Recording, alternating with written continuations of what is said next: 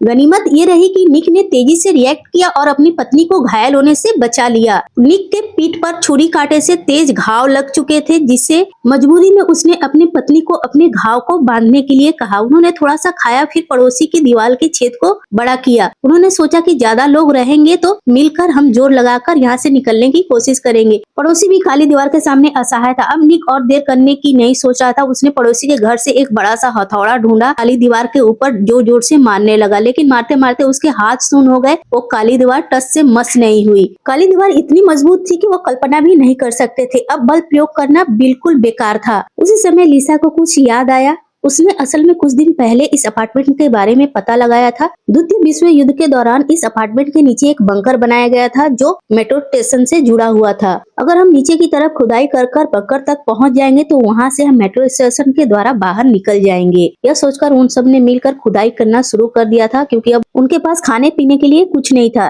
निक चादर के द्वारा नीचे उतरता है और चारों तरफ देखता है, उसे कोई नहीं दिखता। तब पीछे से एक बीमार बुढ़ा आता है जो हाथ में बंदूक लिए हुए था। उसे लग रहा था कि ये लोग उसके खाने पीने की सामग्री चुराने आए हैं। निक समझाता है, लेकिन बीमार बुढ़ा समझ नहीं रहा था, क्योंकि अब ऐसा हो चुका था कि खाने पीने की सामग्री ही उनके जीने की एक उम्मीद थी। तभी पीछे से उसकी पोती आती है और बंदूक को नीचे करवाती है। थोड़ी देर के बातचीत के बाद बुजुर्ग भी मान जाता है। फिर वो लोग खुदाई करने लगते हैं। खुदाई करते वक्त निक को धुआं सेंसर दिखता है, लेकिन कुछ वो अलग लग रहा था। फिर उसे खोलकर जब उसने देखा तो उसमें एक छोटा सा कैमरा दिखा। यह देखकर उसने उस बुजुर्ग से पूछा कि आपने इसमें कैमरा लगाया है? तो उन लोगों ने कहा नहीं, मैंने इसमें कैमरा नहीं लगाया है। उसकी पोती कहती है कुछ दिन पहले मकान मालिक आया था, शायद उसी ने लगाया होगा। फिर वो रसोई में जाता है, वहाँ पर भी वैसा ही रहता है और उसमें भी कैमरा लगा हुआ रहता है। यह देखकर सब समझ जाते हैं कि ये मकान मालिक की ही मिली भगत है। उसने ही चारों तरफ काली दीवार लगाई है और छुपकर कैमरे के द्वारा वो और कुछ बड़े लोग हमारा तमाशा देख रहे होंगे। जब उन्हें पता चला कि मकान मालिक पास ही में रहता है तो सबने मिलकर रसोई की दीवार तोड़ी और मकान मालिक से पूछताछ करने चले गए। वहाँ जाकर उन्होंने देखा कि मकान मालिक खून से लथपथ पड़ा हुआ है।